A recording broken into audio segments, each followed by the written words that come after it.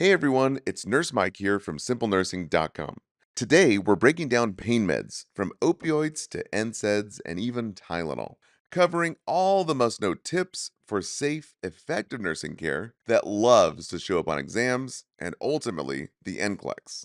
So, for all my Simple Nursing members, be sure to grab your study guides in the membership area to help this pharmacology stick when it matters most. All right, let's break it down. Now, analgesics, aka our pain medications, we have two types, non-opioids as well as opioids. Now, the biggest difference is that non-opioids are non-sedating, and opioids are sedating, causing everything to be low and slow with the opioids. So, for non-opioids, we have NSAIDs and acetaminophen. Brand name is Tylenol.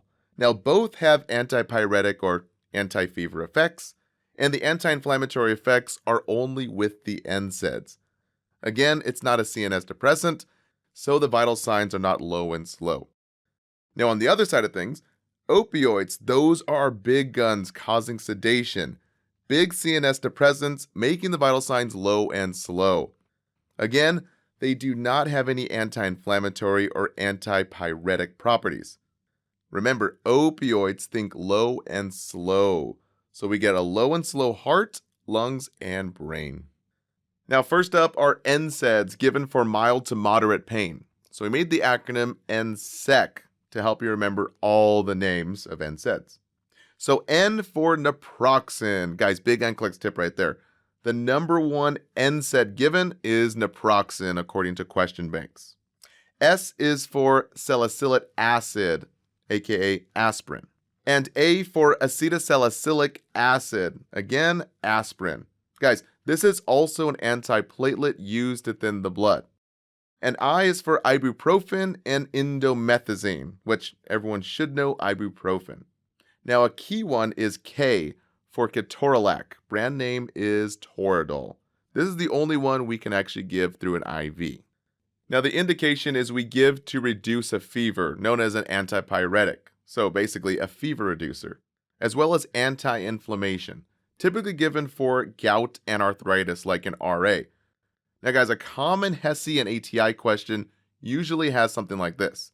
Gout teaching has been effective when a patient states, I can use ibuprofen or naproxen for pain. Yes, because gout and arthritis usually indicates inflammation. Or a patient with RA, rheumatoid arthritis, guys, NSAIDs relieve the symptoms. Now, as far as the mechanism of action, NSAIDs decrease prostaglandin response. So, to decrease this pain and inflammation, you can think prostaglandins are like a big party popper that basically puff up the body and contribute to inflammation. Also, they decrease platelet aggregation, especially with aspirin, which leads to a big risk for bleeds. So to help you remember this and all the key points for your exams, we use the acronym NSAIDs. N for it's not good for the entire body. We're talking GI bleeds, so it's bad for ulcers. Bad for the lungs, we have bronchospasm, so it's bad for asthmatic patients. Bad for the heart because it leads to hypertension and worsening heart failure. Talk about kidney clogging. Guys, it increases creatinine and BUN, the two kidney labs, as well as blood clots. So guys, the key point here is we never take two NSAIDs simultaneously. Use the lowest dose for the shortest amount of time possible.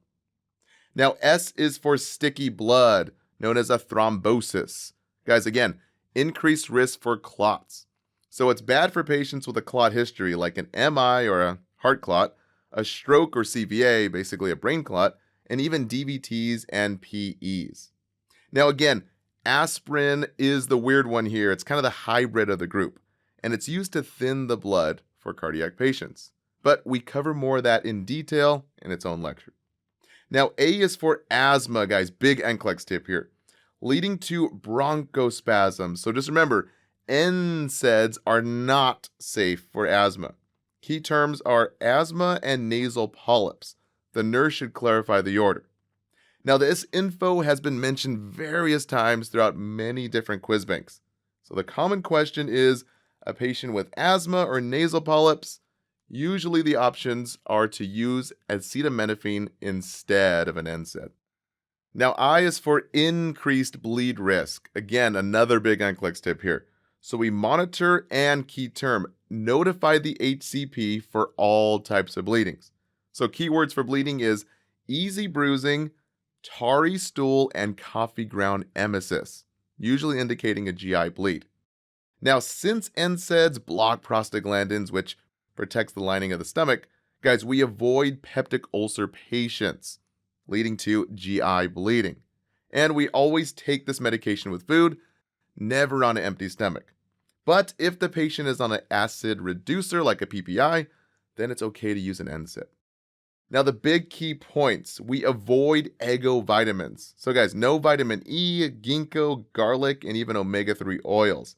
Kaplan states that these should not be mixed with NSAIDs due to the increased bleed risk. Now, the HESI also asked about ibuprofen. So here's some keywords here. Do not take on an empty stomach. Perfect. Patient with acid reflux on ranitidine, a PPI. Yes, it's okay to take. And I occasionally use ibuprofen for my knees with a rheumatoid arthritis patient. So yeah, that's perfect. Looking for more tips and strategies for questions like the ones we just covered? Well, our Simple Nursing membership includes exit prep lectures and thousands of questions across all nursing school and NCLEX topics. Now, D is for dysfunctional kidneys. Again, renal injury with long-term use, aka nephrotoxicity. So we avoid renal patients. Guys, we always use acetaminophen for fever with patients with renal disease. So memory tricks here for the labs for renals. Creatinine over 1.3 means a bad kidney. Urine output 30 mLs or less means the kidneys are in distress. And K for ketorolac. K for kills the kidneys. Now finally, S is for swelling heart for CHF and hypertension worsening. Most over-the-counter NSAIDs contain sodium, which swell the body with fluid, and really bad for heart patients, which exacerbates the fluid overload, leading to worsened hypertension. So guys, keywords here. Clients with long-term hypertension or cardiovascular disease say no to the NSAIDs. If the patient is taking NSAIDs, then we notify the HCP.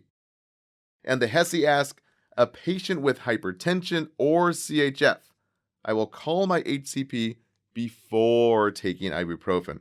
It's the right answer. Perfect. Now, as far as key patient teaching for aspirin, we're really monitoring for the toxicity and the contraindication. So for toxicity, we look for tinnitus. We notify the HCP. Tinnitus is the ringing of the ears, which is the earliest sign of aspirin toxicity. Now, it's not an expected finding, so we have to report to the HCP. And tachycardia and hypotension usually are bleeding signs and symptoms, also to be reported to the HCP. Now, for the contraindications, the big key point is A for aspirin, A for avoids kids. Guys, possible Ray's syndrome. So any child with a viral infection like a flu or varicella, basically chickenpox, guys, we do not give any salicylate containing medications, not even Pepto-Bismol.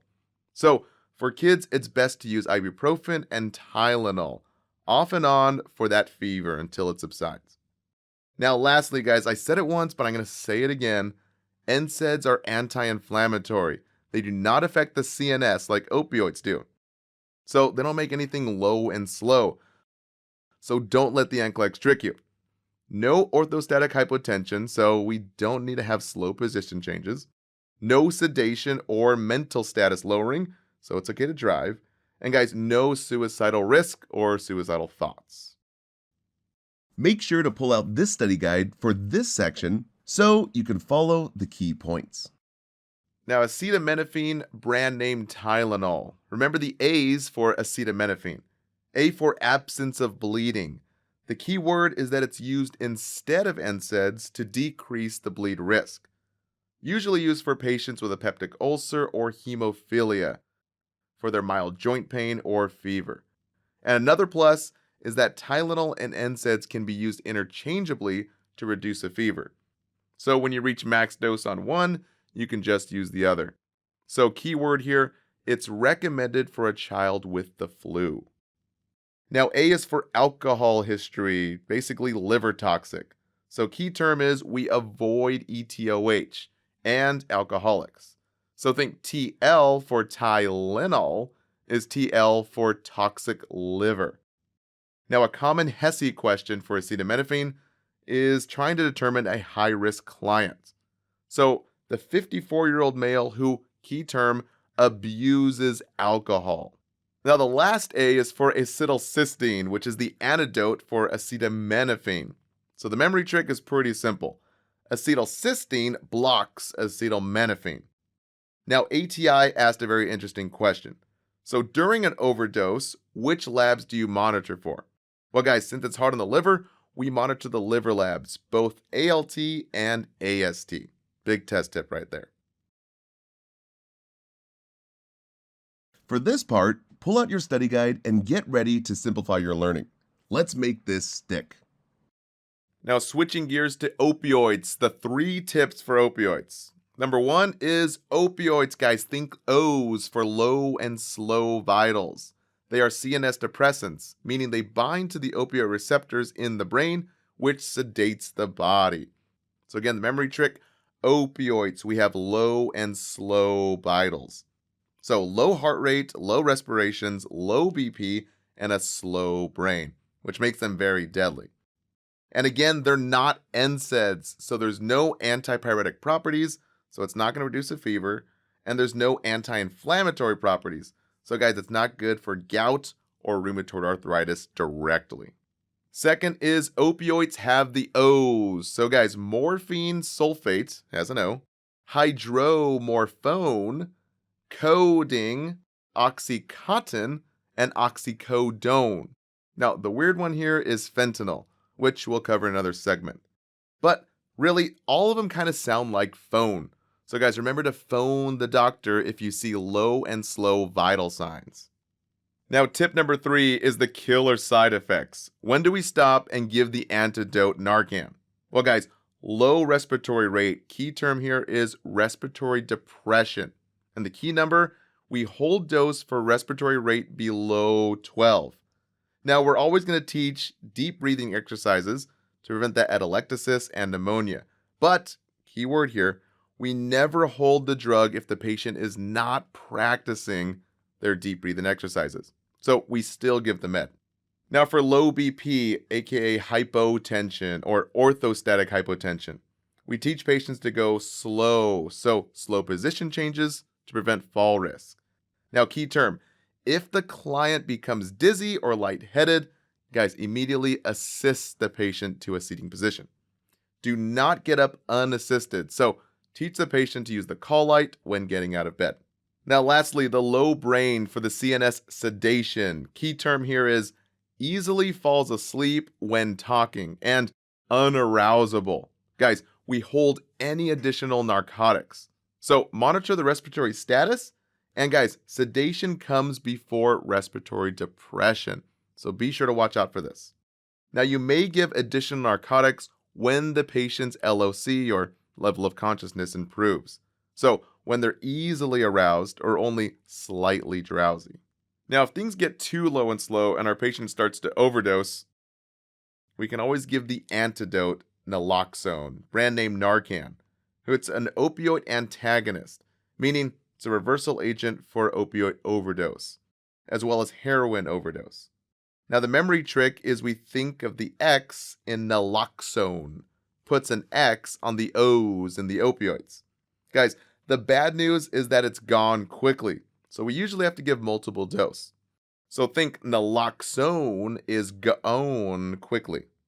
So the key point here to write down is 1 to 2 hour half-life. So we always have to reassess every 60 minutes. And we're monitoring for the persistent low and slow. So guys, the key terms here to write down. A respiratory rate below 12. Unarousable, falling asleep while talking to you. That was a really big one. As well as prepare for the second dose of Narcan and notify the HCP if we have any of these key terms present. And guys, Don't worry about calling a rapid response. We always assess the patient and prepare the Narcan, since this is an expected response. Get a full breakdown of what you need to pass the NCLEX with our NCLEX Review lecture series and live cram sessions, led by myself and industry experts. Now, lastly, guys, the priority nursing care is AIMS. So remember, first is A for assess the ABCs. This is priority during a respiratory sedation. I is for intervention of oxygen. M is for make the HCP aware. And S is for a second dose of naloxone. And guys, again, there's no need to call for a rapid response unless the airway and breathing are critically low. So below 12 respirations or below 90% O2 sat. Now, as far as IV administration of opioids like morphine and hydromorphone, guys, we administer over 2 to 3 minutes IV push. Big key term, not over 5 to 10 seconds. A fast push usually means a fast death. And we reassess after 15 to 30 minutes, not after an hour. Those are usually for PO opioids. Now, the greatest risk for death is for overdose and respiratory depression, and are patients with advanced age, 70 years or older, or underlying pulmonary disease like COPD or asthma, and even post-surgery 24 hours. Usually these are stressed on the question banks as the highest risk for death.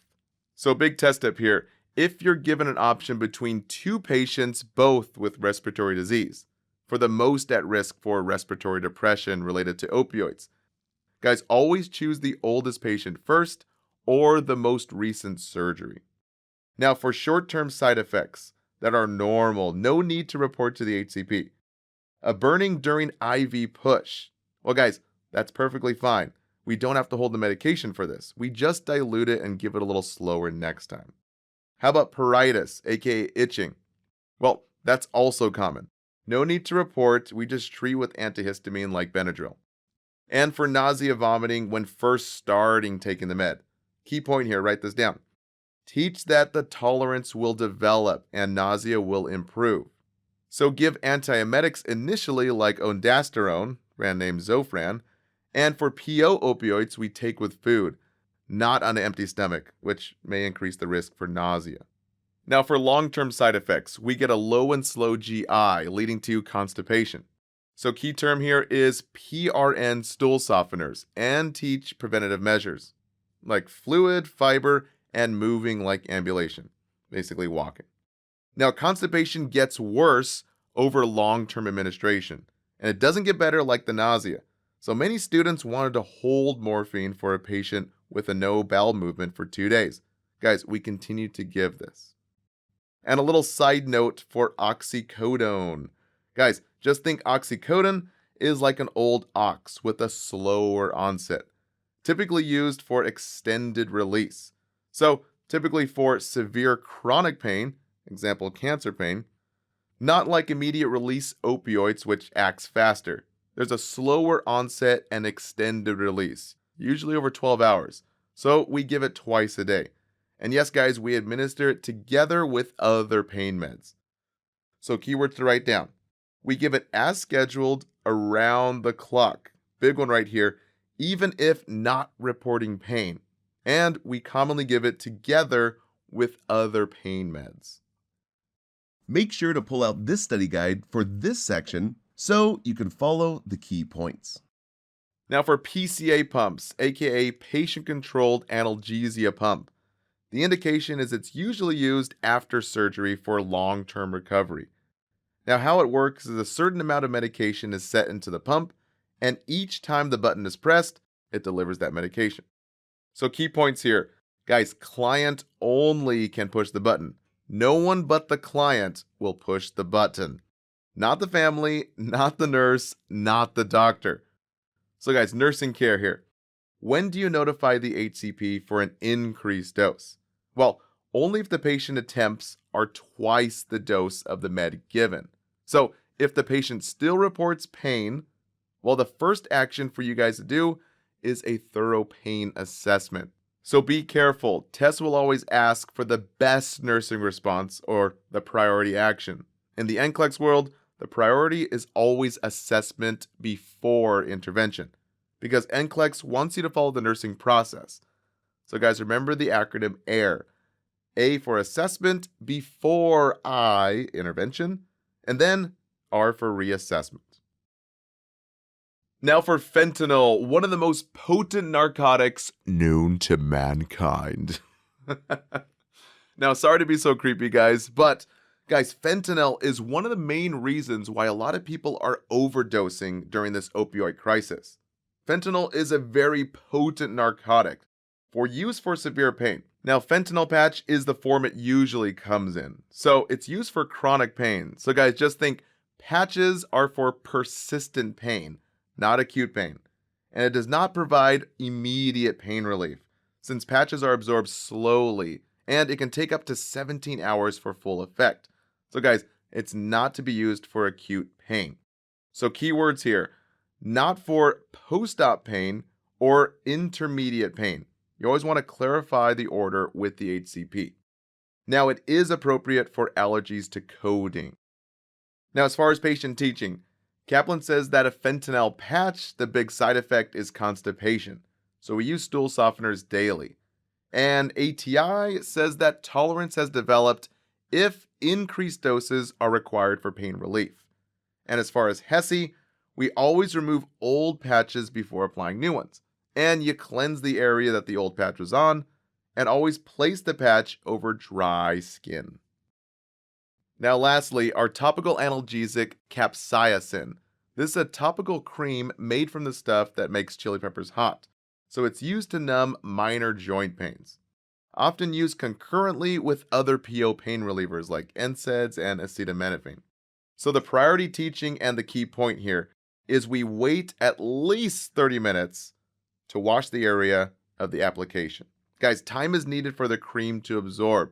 And speaking of absorbing, guys, heat pads are to be avoided, which increase the absorption, leading to chemical burns. So guys, no heat pads. And what's normal and common is the local irritation. So the burning, stinging, and redness, guys, it's made of chili peppers. It's probably going to burn momentarily, but it usually resolves. So do not discontinue for this. Guys, the majority of students wanted to discontinue this inside of many quiz banks. And don't touch your eyes, nose, or mouth since it will burn. All right, that wraps it up for pain meds. Guys, don't forget to download your study guides and take your quiz in the quiz bank section. Thanks so much for watching, guys. Bye. Thanks for watching. Did you know you can unlock beautifully handcrafted study guides, packed with key points and memory tricks from all our videos? Plus, you'll get access to over 1,200 exclusive videos not on YouTube, all neatly organized by nursing school topic, to make that complex nursing knowledge actually stick. You'll also gain thousands of practice questions written by current professors and actual NCLEX writers. So for access to all this and more, click right up here or visit SimpleNursing.com. And don't forget to subscribe to our YouTube channel. Happy studying, and we'll see you in the next videos.